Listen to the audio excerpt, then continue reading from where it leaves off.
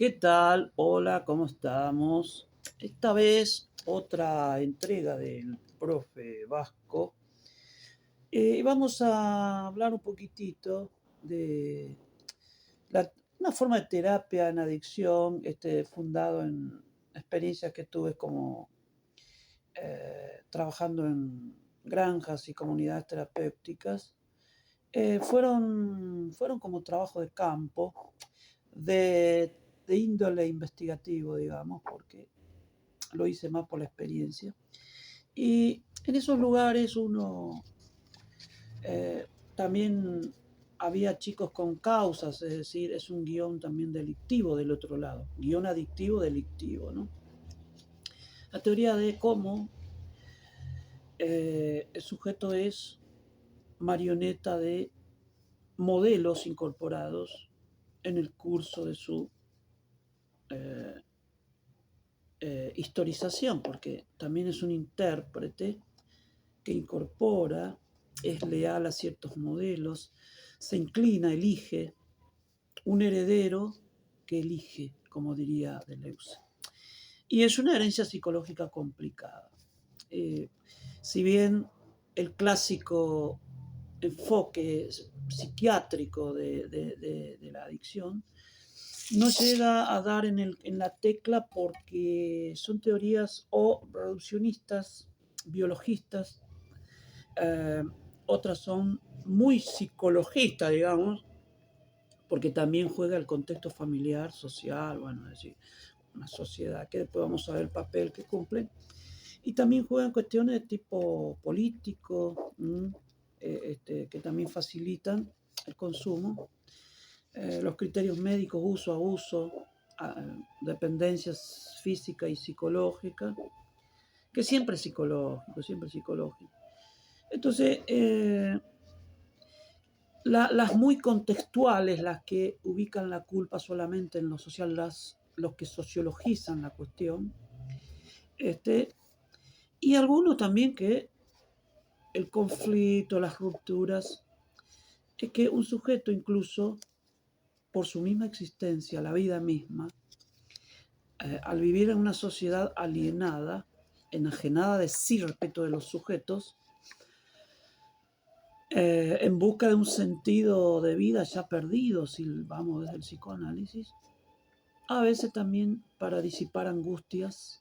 Esto sería la teoría disipatoria de la depresión, la angustia, el vacío existencial, porque es una teoría que, además de ser una herencia complicada, porque el chico o la chica u otros eligen un modelo que resuelve los problemas existenciales con esa sustancia, es decir, que esa fijación a la sustancia que remite sin duda a puntos de fijación históricamente condicionada en la historia constitutiva del sujeto, sin duda que hay algo de lo oral acá, como decía Freud, pero hay también algo de ese objeto perdido cuyo, cuyo gusto, cuyo efecto en la primera tetada que deja huellas y que esa búsqueda de ese deseo que se funda así al perderse y que funda el propio deseo, ¿no? Eh, que a partir de allí funda la psiquis también.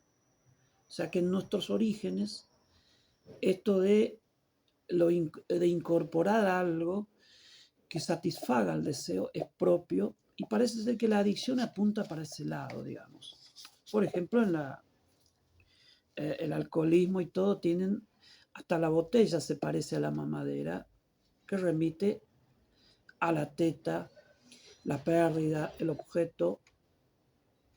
Y esto de quedar enamorado, quedar fijado a ese objeto. Es un sustituto, ocupa un lugar. Pero ¿por qué la sustancia? ¿No? Estas cosas son controversiales y está sujeto a estudio, de modo que cuando uno habla de terapia del guión adictivo, es también una propuesta, sujeto a la epistemología. La identificación y el guión de un modelo complicado. Sin duda que allí hay modelos que juegan, ¿no? modelos adictivos que resuelven conflictos tomando, padres alcohólicos, pareja complicada como etiología, refugio en el alcohol, un clásico, o en el bar. Yo me acuerdo cuando era mozo, tenía que, un día le digo, Señor, ¿por qué toma tanto? Y me dice, yo tomo para olvidar, para olvidar.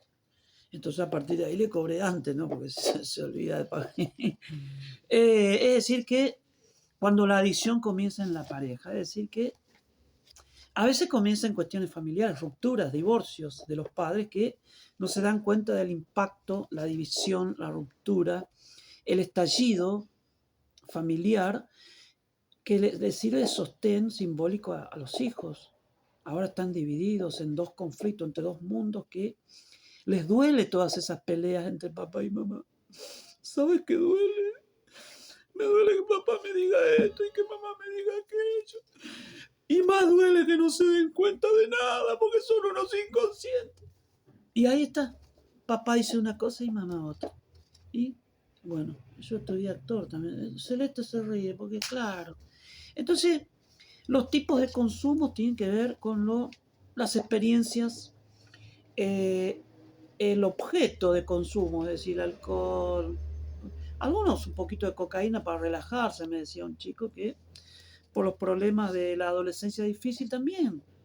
El pasaje adolescente es problemático. Es un momento de adolecer y de ruptura. Están pateando el tablero con todos los adultos. Es el desapego, el deshacimiento de la autoridad, decía Freud. Es decir, es un momento lógico, no es evolutivo, no es que ya pasó esto, ahora no. Eso es un enfoque evolucionista, muy criticado hoy día, porque te estoy hablando de la cliné, es decir, lo que tenemos como pasión esto, ¿no? Los que adhieren a modelos psiquiátricos y esas cosas. Es decir que cuando uno se centra en cuando empezó los momentos precursores, uso, abuso, dependencia, bueno, son los momentos clásicos, se buscan. Trabajamos la memoria del sujeto, es decir, escenas malos, es decir, que detonan angustias, depresiones, estados de malestar. Y es que en todas las culturas, y acá usamos un poquitito una antropología clínica que yo le llamo, es que todas las tribus tenían esos momentos, necesidad de descarga, de angustia, tensiones, miedos, la incertidumbre de la vida. Entonces consumen y el rito, y se produce un efecto psicodramático, es decir, la catarsis. Te conté que en mi infancia tuve que ir a vivir un tiempo con los guaraní, y ahí aprendí además de cazar y de conseguirme mi propia comida, porque ahí te morías de hambre si vos no cazás, ¿viste? Así que a los 3 días, cuando ya no veía del hambre, me enseñaron a cazar, ¿m? Con un cuchillo para que me tire al río. ¿Qué iba a hacer? Había el famoso curiyú, la boa constrictora, la anaconda del Paraguay, ¿viste? Ya me veía devorado por cocodrilo. Y escuché que dijeron, no comen cualquier cosa los cocodrilos, ¿viste? Después estoy acá. Bueno, entonces, identificándome con ellos, también el chico cuando fuma, cuando toma esos moldes adultos, pero son métodos pseudo resolutivos. Diría Erich Fromm, auxiliadores mágicos que temporales, es decir, que no solucionan, ¿verdad? Por eso hay que repetirlo y hay que aumentar la dosis, es decir, que se ponían a bailar, a saltar, y ellos lo utilizan como mecanismo de catarsis, mecanismo de elaboración, de descarga, es decir, evacuativo sería, es un mecanismo evacuativo de catártico, ¿no? Sería el método catártico, es la terapia que los guaraníes encontraron al malestar de la vida, no solo de la civilización. Pero siempre hay un modelo, un ejemplo que, papá, ¿me dejás probar? No. La cervecita, entonces ahí empezamos. El modelo precursor. Este es, además de las causales que lleva al guión delictivo, al guión adictivo y delictivo, cuando para conseguirse la sustancia hay que hacer otra cosa. A mí me acuerdo que probé el tabaco, que era algo más, sin permiso. Eso significaba que ya era un ladrón, sí. En la tribu me pescaron y los guaraní me castigaron. Me dice, no. Fuimos a la selva, pero te estoy hablando de los impenetrables. Los impenetrables del Chaco son yuyos comparados con eso. Y de repente corrieron todos, me dejaron ahí.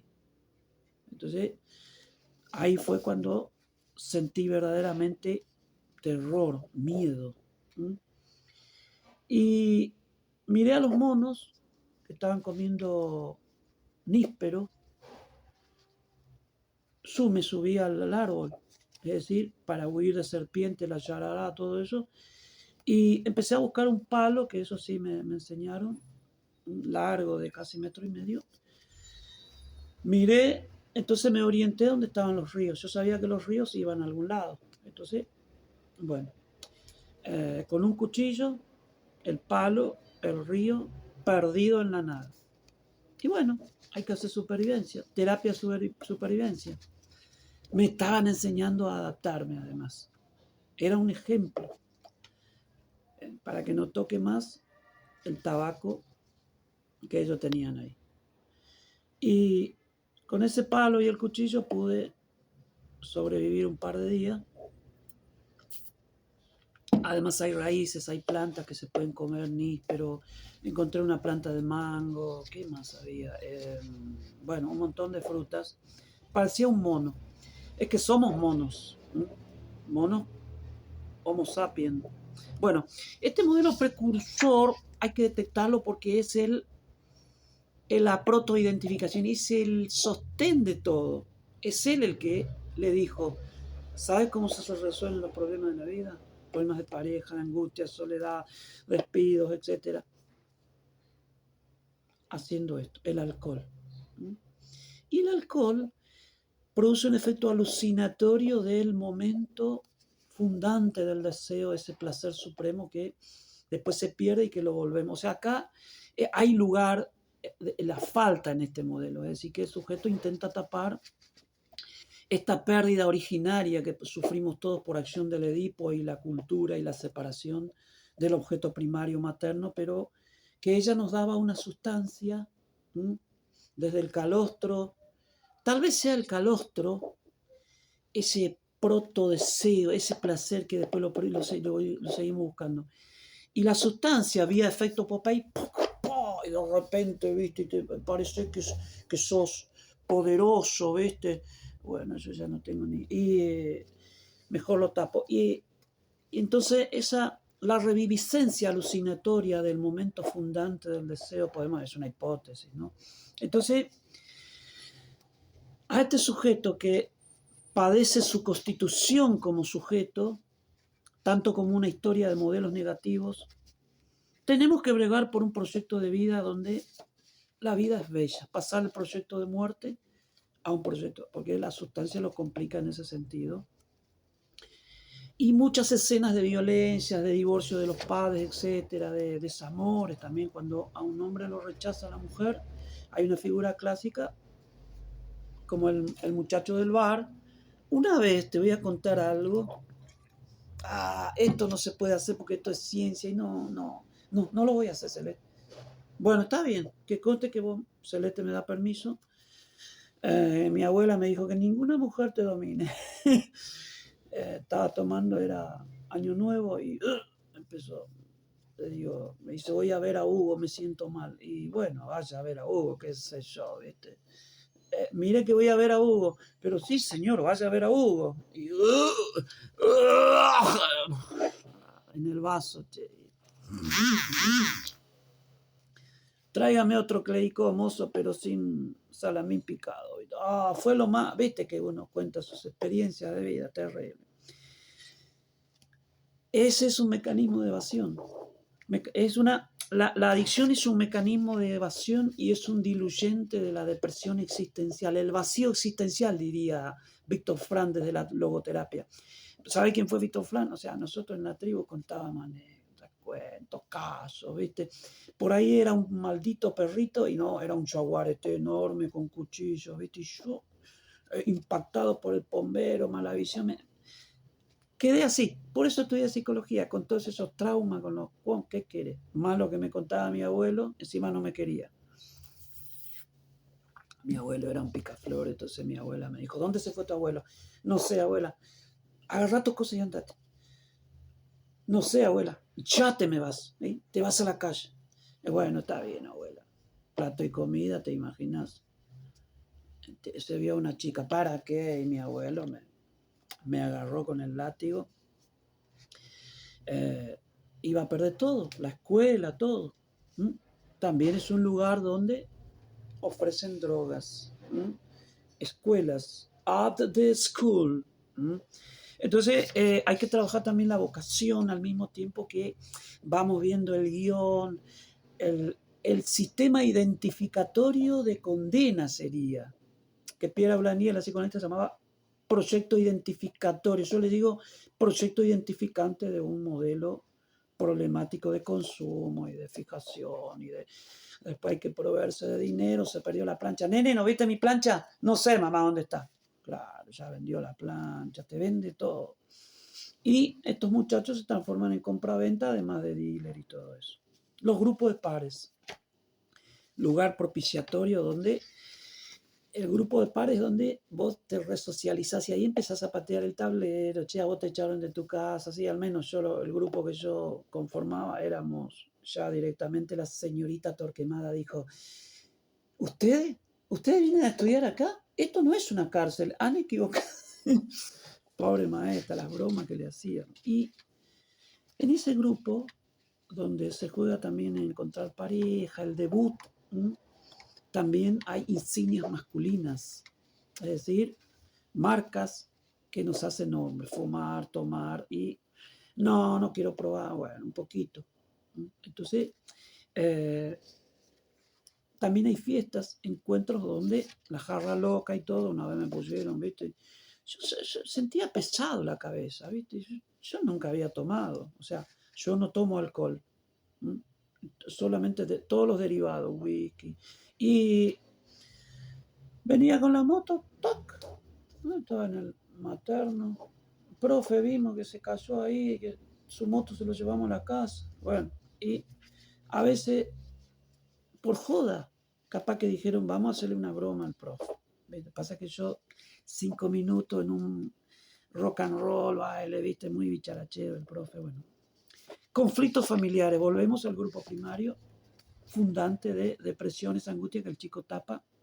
Entonces hay que trabajar esos conflictos, esas escenas, esos momentos que le van dando a este chico, a esta joven, esta simbolización de lo imaginario no simbolizado, es decir, escenas traumáticas, dolorosas, que al volver a armar una historia redondita, cualquier historia, por complicado que sea, si hacemos una historización, pierde potencia, pierde potencia. Las insignias del modelo precursor se van cayendo, pero hay que, de modo que fue él el que te ofreció y vos lo querés. Ese modelo precursor puede ser papá, el abuelo, el tío. Es decir, es alguien que autorizado por el sujeto, no cualquiera te transmite este modelo de guión adictivo. Es decir, es una reescritura del guión que lo despotencia. De lo no simbolizado a lo simbolizado. Lo volvemos a reescribir. Y ahí el sujeto toma nuevas decisiones y claro es que eso, lo que se ve se aprende acá en la causalidad ejemplar, la eficacia de los padres, es decir, los conflictos familiares llevan a efectos de quedar atrapado en un guión familiar también complicado que detona angustia y que se disuelve. Recordemos que la adicción es un disolvente depresivo universal. Después tenemos el tema de las fijaciones, ya con la ontogenia, los orígenes del sujeto, la constitución. Bueno, así también trabajamos estos apegos, estas rupturas muy radicales que deprimen al sujeto, y allí ya empezamos a trabajar la, la historización de una vida complicada, pero sobre todo las rupturas son los que deprimen. La primera es la de la pérdida constitutiva, fundante, prohibición del incesto. Luego vienen rupturas propias del devenir del sujeto, del desarrollo. Yo hablo de un sujeto del desarrollo porque, si bien está constituido, también tiene momentos que tiene que enfrentar. Pasaje de la familia a la escuela, de la escuela a la adolescencia, noviazgo y todo eso. Una herencia psicológica con un males de archivo. Entonces buscamos esos archivos negativos, esas escenas, esas condenas, vos sos como tu papá, vos sos un borracho, cosas así, mandatos. Este va a terminar igual que el abuelo, este maldito bastardo. Entonces, pero también hay una sociedad consumista que ofrece, que facilita a través de la connivencia con gente que por ahí tienen también sus hijos. Ellos creen que sus hijos están exentos de todo esto, entonces ellos se vuelven millonarios, intendentes, autoridades judiciales. Entonces estamos en un caldo que propicia todo una sociedad consumista. Pero también hay cuestiones como mal de amores, separaciones, el trabajo también, o deportistas, también algunos deportistas, pero, ¿viste? Entonces, no. Es decir, hay que motivar de otra manera, hay que hacer un despegue de esos programas adictivos que son condenatorios además. En esos momentos se juega tu capacidad de decir sí o no. Cuando ellos no consumen, es decir, por el tema de la abstinencia, yo les decía, bueno, vamos a hacer deporte, vamos a hacer psicodrama. Entonces se producía un efecto de que el cuerpo producía la adrenalina, o sea, lo que le produce la sustancia, la dopamina y todo eso, a través de psicobaile, deporterapia, debates, encuentros. Y los chicos conmigo en esa granja aprendían taekwondo, judo, sipalki. Yo les contaba mis atroces historias de juventud, de niñez y todo. Entonces ellos me miraban y algunos creían, pero cuando me veían vestido de profesor de taekwondo, todo eso, no, este no está jodiendo. Bueno, los tres me van a atacar. ¡Pah! ¡Pah! ¡Pum! ¡Ya! Entonces ellos no los golpeaba, sino que tendrían que, porque tienen déficit de función paterna, estos chicos traen la monoparentalidad, la anarquía familiar. Entonces una reparentalización, es decir, ahora vamos a salir de justificar a todos estos que nos venden las adicciones y vamos a hacer un proyecto de vida vivible, con vocación, con deporte, con mujer, porque esa sustancia está en el lugar de la mujer. En vez de gozar autísticamente, o sea, masturbatoriamente con esta sustancia, vamos a salir afuera y vos, nene, vas a ir a buscar a tu novia, a tu hija, y vas a ser el padre ejemplar, nene. Pero todavía no. No lo vas a hacer, vamos a aprender pizzería, pastelería, taekwondo, arte, religión, de todo. Bueno, y así es como los liberábamos de terapia individual, de familiar, la multifamiliar el domingo, de ser la marioneta de modelos transmitidos y de estar condicionados. También ahí usábamos un poco de hipnosis, de descondicionamiento, hipnosis erisoniana que yo utilizaba, de cómo dejar de fumar. Bueno, hoy vas a dejar un cigarrillo, mañana 2, 3, cada vez fumaba menos y el cuerpo se deshabituaba, etcétera. La sensibilización progresiva que hablaba Wolpe, desde Pablo para adelante Skinner, para reparar el daño al proyecto de vida y maximizar los potenciales, las vocaciones, las posibilidades de cada sujeto. O sea, esto no es imponerle tu propio sesgo, ¿no? Darle un motivo para luchar. Es decir, si hay algo que enseña la logoterapia, es que estaba en el campo de concentración, Víctor Frank, él estuvo allí, un psicólogo en el campo de concentración, léelo. Dice que sobrevivían solamente aquellos que tenían una razón para vivir, un motivo. Y el adicto está en un campo de concentración, esclavo, debido a la etimología de la palabra a, que no habla, pero también esclavo de la sustancia, y un motivo para cambiar, que puede ser una mamá, una hija, etcétera, que relanza el proyecto, lo resignifica integralmente, pero para eso necesita todo un dispositivo, una programática, para elegir en este camino que se bifurca entre un proyecto de vida o de muerte. Reencuadramos entonces y resignificamos su vida en forma integral. Hay muchas cosas que podemos hablar acá desde la terapia estratégica, es decir, cómo intervenimos con cada sujeto, ¿sí? Pero es que yo no puedo dejar de consumir, bueno, todas esas cosas, pero sobre todo es trabajar este guión adictivo que vira hacia el guión delictivo, porque algunos ya tienen causas, etcétera, pero no tenemos un enfoque condenatorio, sino reparatorio.